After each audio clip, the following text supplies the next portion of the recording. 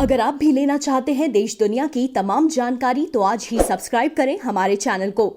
साथ ही नीचे दिए बेल आइकन को जरूर दबाएं ताकि हर अपडेट आप तक पहुंच सके।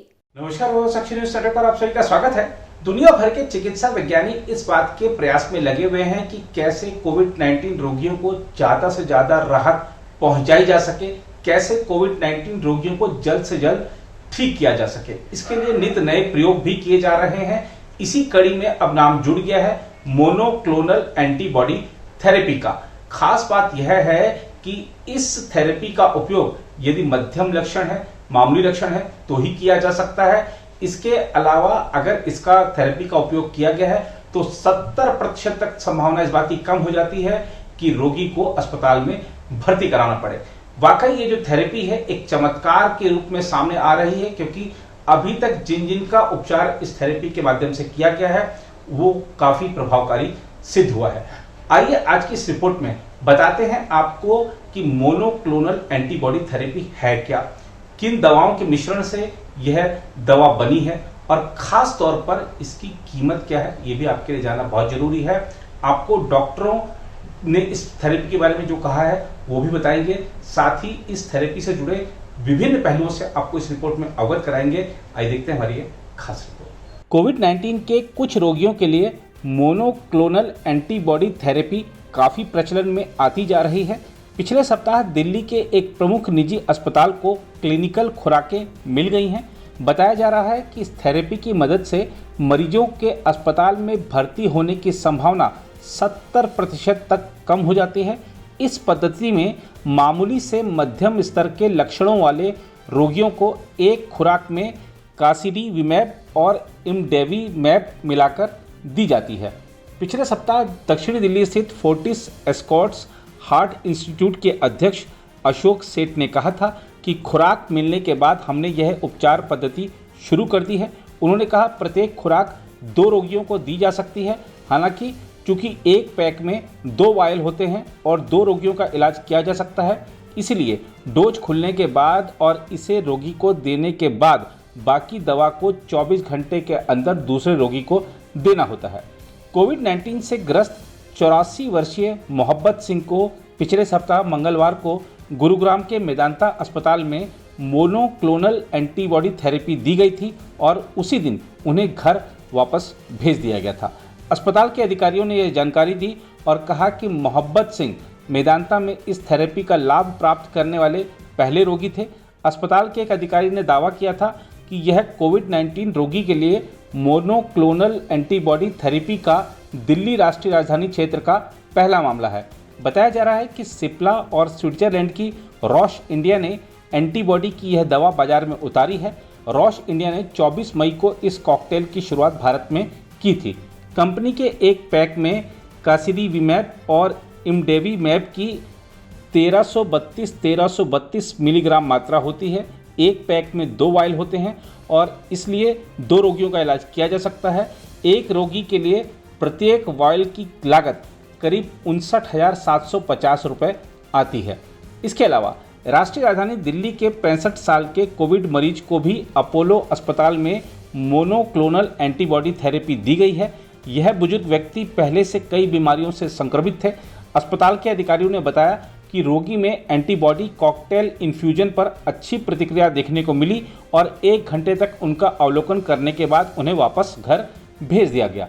इस एकल खुराक इन्फ्यूजन आधारित उपचार के हिस्से के रूप में हल्के से मध्यम लक्षणों वाले मरीजों को 2 दवाओं का मिश्रण दिया जाता है। हम आपको बता दें कि किसी एक वस्तु में दूसरी चीज मिलाकर उसे और अधिक शक्तिशाली या प्रभावकारी बनाने की प्रक्रिया को इन्फ्यूजन कहा जाता है। दिल्ली एनसीआर के अलावा पंजाब के मोहाली में 72 वर्षीय कोविड मरीज को रविवार को एक निजी अस्पताल में मोनोक्लोनल एंटीबॉडी कॉकटेल उपचार दिया गया है। मोहाली स्थित इस निजी अस्पताल ने एक बयान में बताया कि मरीज 2 दिन पहले कोरोना वायरस से संक्रमित पाया गया था और उन्हें मधुमेह है तथा किडनी की भी बीमारी है। बयान के मुताबिक मरीज को कॉकटेल की एक खुराक चढ़ाई गई है और मरीज स्थिर है। मोहाली फोर्टिस अस्पताल के क्रिटिकल केयर पल्मोनोलॉजी और चेस्ट एवं स्लीप मेडिसिन विभाग में वरिष्ठ परामर्शदाता डॉक्टर जफर अहमद ने कहा कि मोनोक्लोनल एंटीबॉडीज को कृत्रिम रूप से प्रयोगशाला में बनाया गया है और यह वही एंटीबॉडी हैं जिन्हें शरीर बीमारी से लड़ने के लिए बनाता है। डॉक्टर अहमद ने बयान में कहा कि इस कॉकटेल में कासिरिविमाब और इमडेविमैब मोनोक्लोनल एंटीबॉडीज हैं जो खास तौर पर SARS-CoV-2 के स्पाइक प्रोटीन को अवरुद्ध करती हैं, जिससे कोरोना वायरस का मानव कोशिकाओं में प्रवेश रुकता है।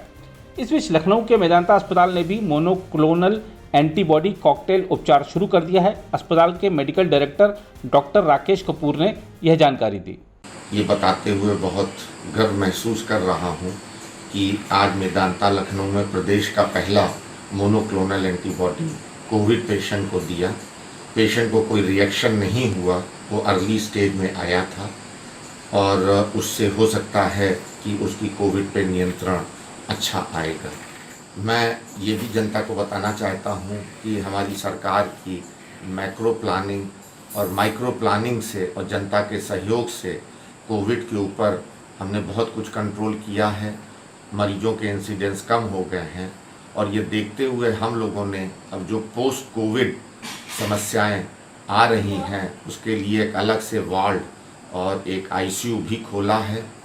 हम लोगों ने नॉन कोविड OPD भी शुरू कर दी हैं और cardiac surgeries, neuro surgery, ortho surgery, gastro, euro सबके ऑपरेशंस हमने शुरू कर दिए हैं और हम एक पल्मोनरी मेडिसिन का भी विभाग खोलने जा रहे हैं जिसकी प्रदेश में और लखनऊ में बहुत आवश्यकता है। तो ये आने वाले वक्त में जो पोस्ट कोविड मरीज हैं जिनमें लंग्स की प्रॉब्लम है उनके इलाज में बहुत ही उत्तम साबित होगी। उधर गुड़गांव मेदांता के डॉक्टर अरविंदर सिंह सोइन ने मोनोक्लोनल एंटीबॉडी कॉकटेल उपचार को भारत के लिए अच्छी खबर बताया है। उन्होंने कहा कि अमेरिका के पास अब 3 मोनोक्लोनल एंटीबॉडी दवाएं हैं। हमें इन्हें जल्द से जल्द अपनाना चाहिए और भारत में बड़े पैमाने पर इन्हें बनाने की व्यवस्था करनी चाहिए ताकि ये कम कीमत पर उपलब्ध हों। While we've been treating COVID with repurposed drugs, there is now finally some good news. There are 3 specific drugs in the form of monoclonal antibodies against the viral spike protein that have been authorized for emergency use by the US FDA and one by the CDSCO India. These can nip COVID infection in the bud if given soon after testing positive, but certainly in the first week. So these can prevent severe disease and death if given at home early in the infection. The first is the Casirivimab and Imdevimab combination that's also available in India of late. It's been tested in over 20,000 patients and is 70% effective in preventing hospitalization and death. Similarly, 2 more treatments, a combination of Bamlanivimab and Atezolizumab is 70% effective, and the latest one, Sotrovimab, is 85% effective in preventing severe disease if given early.